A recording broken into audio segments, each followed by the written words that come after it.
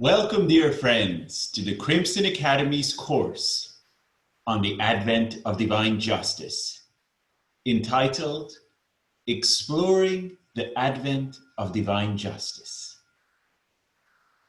Before we begin our course, first, I would like to share our acknowledgments.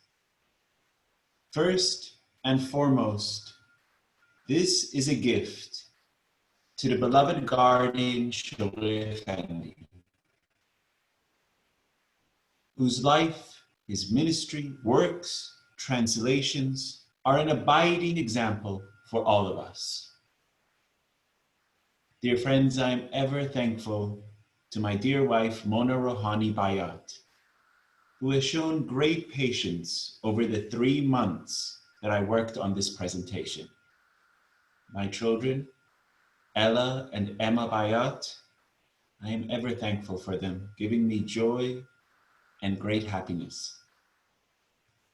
My dear mother, Dr. Sateh Bayat, who assisted proofreading all 24 presentations of the Advent of Divine Justice and gave me constant encouragement along the way. My dear father, Dr. Qasim Bayat, who has always been there for advice and help. My dear brother, Dr. Vafa Bayat, who helped me with editing. To the National Spiritual Assembly of the Baha'is of the United States, I am ever appreciative for their constant love and guidance. And last but not least, my heart ever turns to Thomas Breakwell, John Ebenezer Esselmont, and May Maxwell.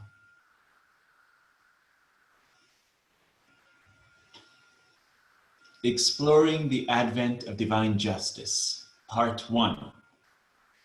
We're going to share with you a historical context and significance, an overview of the divine justice, as well as exploring the term divine justice. First, just give you a short note on what is the Crimson Academy before we start getting into our course. The Crimson Academy was founded in 2011 by Ehsan Bayat, myself. The Crimson Academy's mission is to create a space online where participants are engaged in a thoughtful study of the Baha'i writings to advance their knowledge, deepen their understanding of the teachings, and increase their vision. The Crimson Academy has collated all the materials, notes, study questions, audio and video for individuals and groups to take it upon themselves to study a myriad of different courses. The Crimson Academy encourages the friends to immediately dive in, read the materials, answer the questions, and acquire greater understanding. The Crimson Academy is always free. And dear friends, I would like to add, we hope this course adds to the flame inside us, the fervor, the burning passion to serve the cause, to ignite that flame, to go into the field of teaching and spread the love of Baha'u'llah. We hope this course ignites that flame in your hearts. Importance of studying the Advent of Divine Justice. This is a letter written on behalf of the beloved guardian to an individual believer, May 20th, 1939. The course on character building, the guardian feels, is particularly important and should be given due emphasis and studied carefully and thoroughly, specifically by the young believers in attendance at the school, those standards of Baha'i conduct which he himself has set forth in his last general epistle, The Advent of Divine Justice, and which it should be the paramount duty of every loyal and conscientious believer to endeavor to uphold and promote deserve serious study and meditation and should constitute the main central theme of this year's program.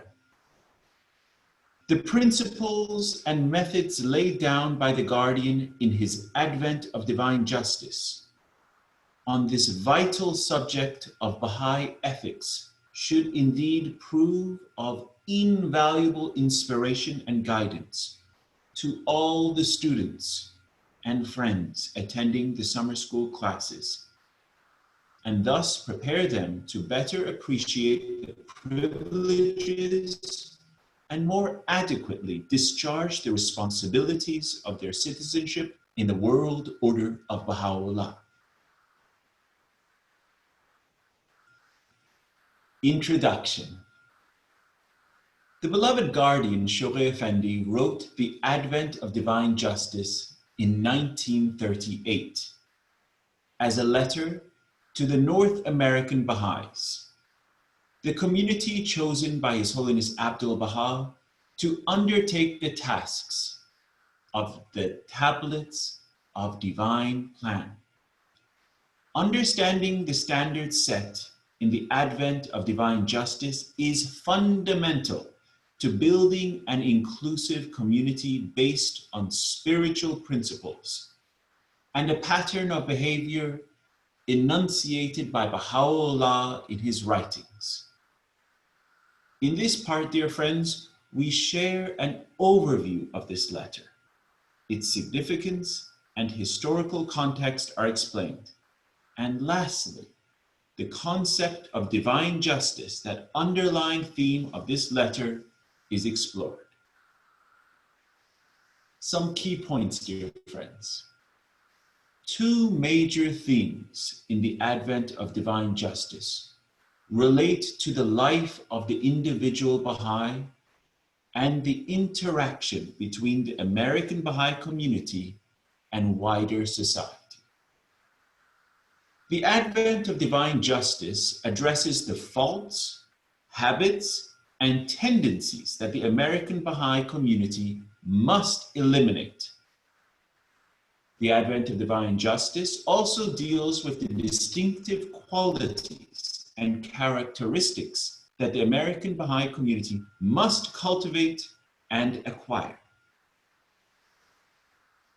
The beloved Guardian chose the American Baha'i community as the chief instrument for building the Baha'i administrative order and expanding the faith based on the guidance of His Holiness Abdul Baha in the Tablets of the Divine Plan. Another key point, dear friends, is justice has a lofty rank in the Baha'i teachings. Baha'u'llah refers to his revelation as the Advent of Divine Justice. In the Advent of Divine Justice, the beloved Guardian Shoghi Effendi identifies some of the major ideals and standards in the revelation of Baha'u'llah that underline divine justice. Now, dear friends, let's explore the historical context and significance. In the Tablets of the Divine Plan, His Holiness Abdul Baha revealed 14 tablets during 1916 through 1917 as a worldwide teaching plan for the Baha'is of the United States and Canada. And these were known as the Tablets of the Divine Plan. The first 8 of these tablets were revealed between 26th of March and the 22nd of April 1916, during a violent period of the First World War in Europe. The final 6 tablets were revealed between the 2nd of February and March 8, 1917, a month before the entry of the United States into the war. 4 of these tablets, dear friends, were directed to the Baha'is of the United States and Canada, and 2 were addressed to the Baha'is of Canada and Greenland. The remaining 8 tablets were addressed to the believers in the southern states, the central states, the western states, and the northeastern states of America. In the tablets addressed to the North American Baha'i community, His Holiness Abdul-Baha guided them to teach the faith and gave them the mandate to take the Baha'i faith to every corner of the earth. 5 tablets in the first group reached the United States and published in the Star of the West. The remaining tablets could not be sent from Haifa, as communications with the Holy Land were stopped due to the war. All the tablets were kept in a vault under the shrine of the Bab on Mount Carmel for the duration of the war. The tablets were sent to the United States after the war and were presented to the Convention of the Covenant, held at Hotel McAlpin in New York City on April 26th through the 30th, April 1919. And you can see here a picture, Hotel McAlpin. That's how it looked at that point in time. The believers were excited, inspired, and uplifted by the tablets. And dear friends, few individuals such as Clara and Heidi Dunn and Martha Root immediately responded to the call of His Holiness Abdul-Baha and set off travel teaching or to pioneering posts.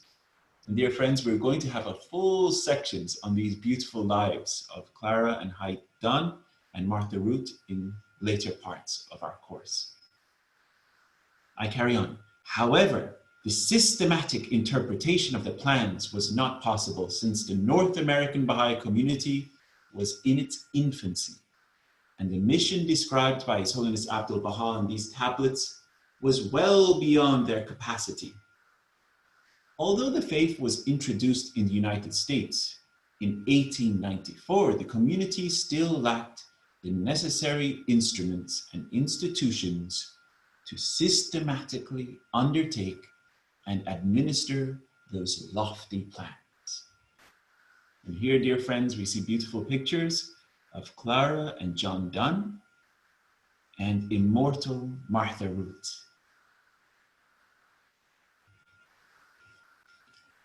Following the passing of His Holiness Abdul-Baha on the 28th of November 1921, the beloved guardian Shoghi Effendi took over the affairs of the faith as the appointed guardian.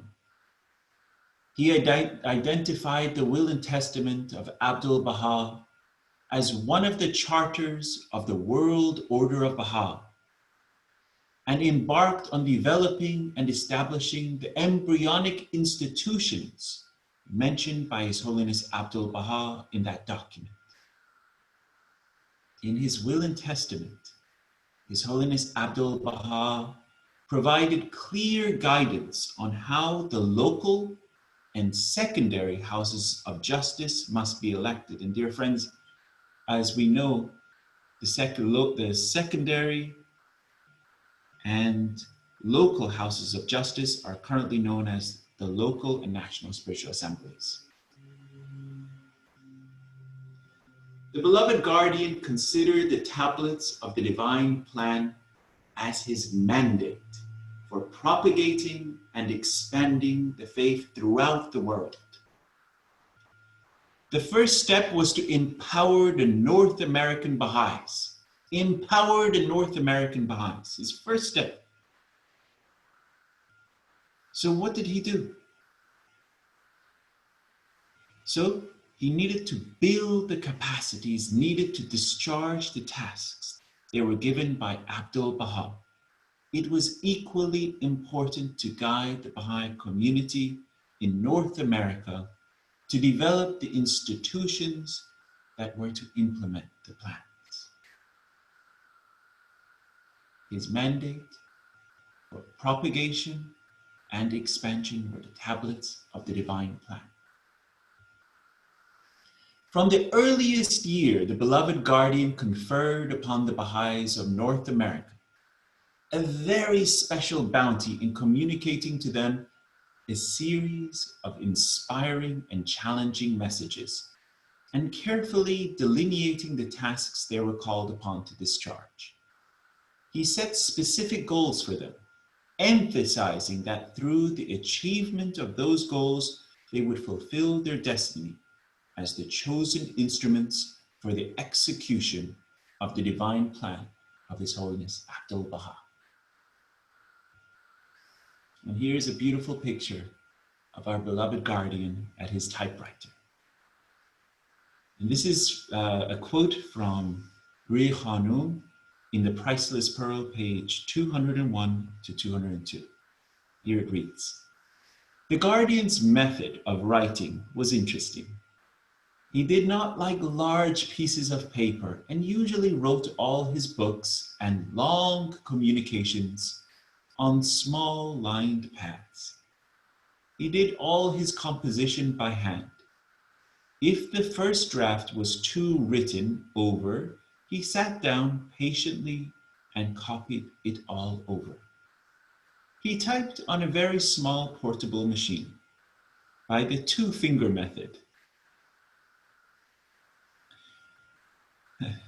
all by his own manuscripts, making any further changes as he went along. It is not surprising, therefore, that by this method he should have produced such highly polished works as we have from his pen."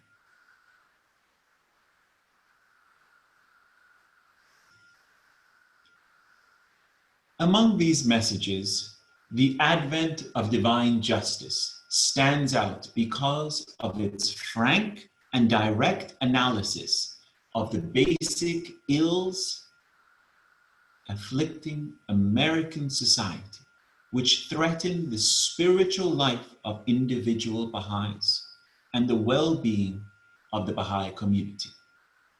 These maladies have not only intensified, dear friends, intensified in their scope, implications, and influence since the time of Shoghi Effendi, but they have been promoted and propagated by the powerful American entertainment industry and modern social media, and accepted globally by many societies as the norm for personal and social behavior.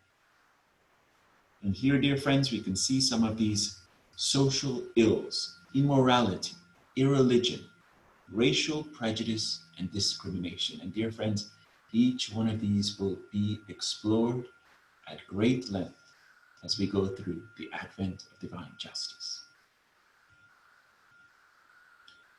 In a message dated 28th of July, 1954, while referring to the maladies afflicting the American society, the beloved guardian Shoghi Effendi states, "This steady and alarming deterioration in the standard of morality, as exemplified by the appalling increase of crime, by political corruption in ever widening and ever higher circles, by the loosening of the sacred ties of marriage, by the inordinate craving for pleasure and diversion, and by the marked and progressive slackening of parental control, is no doubt the most arresting and distressing aspect of the decline that has set in, and can be clearly perceived in the fortunes of the entire nation."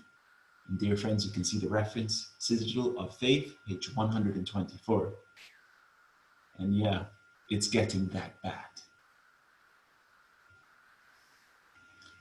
It is reasonable to suggest that the guidance provided by the beloved guardian in the advent of divine justice to the American Baha'i community is equally valid and applicable to Baha'i communities all around the world. At the same time, the spiritual principles and counsels provided by Shoghi Effendi on how to purge such maladies from the behavior of the individual and the habits embedded in the Baha'i community are critical in building Baha'i communities that truly reflect the spiritual qualities and characteristics prescribed in the revelation of Baha'u'llah, and prerequisites, dear friends, to serving the Baha'i cause. So, dear friends, it is equally valid as it was in 1938 as it is today. And dear friends, as we know, this book, this great letter, is an action book. There is so much action that is required from each one of us.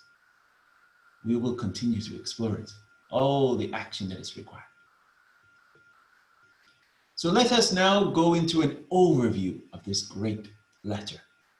The beloved guardian wrote the advent of divine justice at the end of December of 1938, while he was staying in Europe because of the threat of terrorist activities in Palestine. This was the time that Europe itself was in such strife and discord that it eventually led to the outbreak of the Second World War. A year later, some of his statements in the advent of divine justice clearly indicate that Shoghi Effendi anticipated the war, and accordingly he directly and indirectly referred to the impending convulsions in his letter, warning the Baha'i community of their devastating consequences and impacts. In December 1938, and the beloved guardian communicated directly and indirectly the devastating impacts that war is coming. The advent of divine justice was addressed to the Baha'is of the United States and Canada, the community that is praised by the beloved guardian Shoghi Effendi in the letter as the chief remaining citadel of the Baha'i faith in the 1930s. However, the issues raised and the guidance provided are applicable to any Baha'i community, particularly at this time when the pace of disintegration of the old order has significantly increased and its negative influence on the followers of Baha'u'llah has intensified. Understanding the standards set in the advent of divine justice is fundamental, dear friends, fundamental to building this beautiful, vibrant community based on the spiritual principles and pattern of behavior revealed by His Holiness Baha'u'llah in his writings. So, dear friends, let's explore some major themes in the advent of divine justice. So here are three major themes. First, the qualities characterizing the life of the individuals in the American Baha'i community. The qualities characterizing the life of individuals in the American Baha'i community. Here, dear friends, I have a picture of armor, because we also know in the Bible, it is called, put on the armor of the love of God to protect us. So these are the qualities characterizing the life of individuals in the American Baha'i community. Major theme 2, the nature of the systematic plans and actions required for the expansion and consolidation of the Baha'i faith in that community towards its destiny as envisaged by His Holiness Abdul Baha. Here I have two swords because it's a double crusade. You will see what that term means later on. And next, and the interaction between the American Baha'i community and the wider society. So these are the three major themes, and you can see the little picture I have there of one person in black and one person white. And you'll see that the freedom from racial prejudices is a hallmark and a standard, is one of the three weapons that the beloved guardian addresses and says that all Baha'is need to work on the freedom from racial prejudices, as racism is the most vital and challenging issue. So, we're dear friends, this is, you can see, and the interaction between the American Baha'i community and the wider society, and you can see how they are embracing. This is the standard, dear friends. It's embracing. Excellent, dear friends. We move on. So, carry on. The beloved guardian identifies the faults, habits, and tendencies,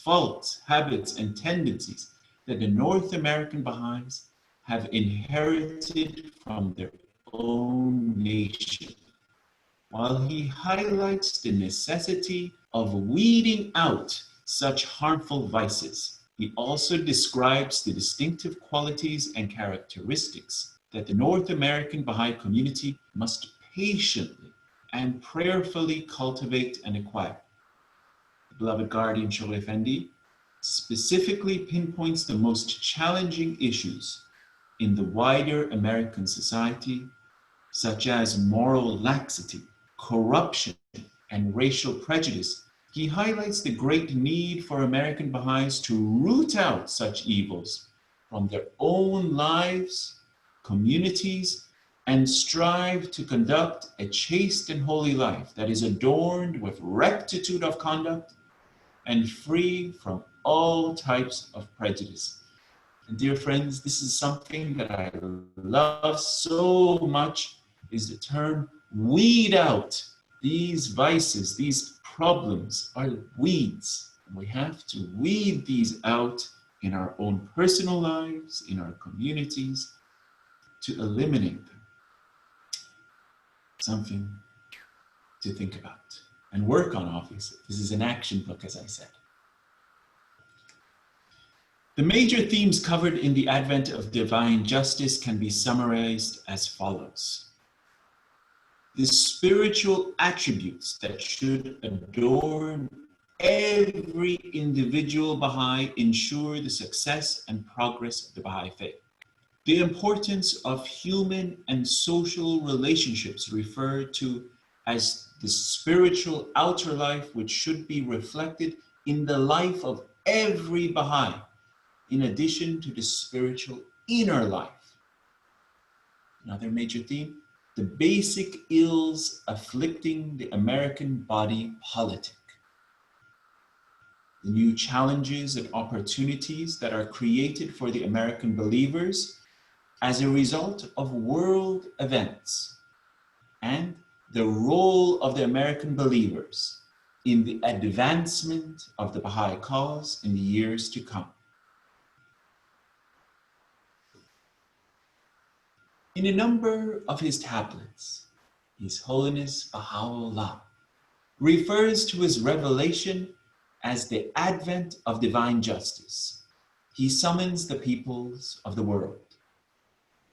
Bestir yourselves, O people, in anticipation of the days of divine justice, for the promised hour is now come. Beware lest ye fail to apprehend its import and be accounted among the erring.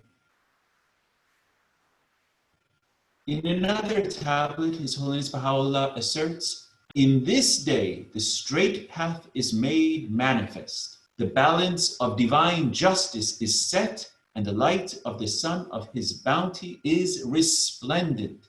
Yet the oppressive darkness of the people of tyranny hath, even as clouds, intervened and caused a grievous obstruction between the day star of heavenly grace and the people of the world.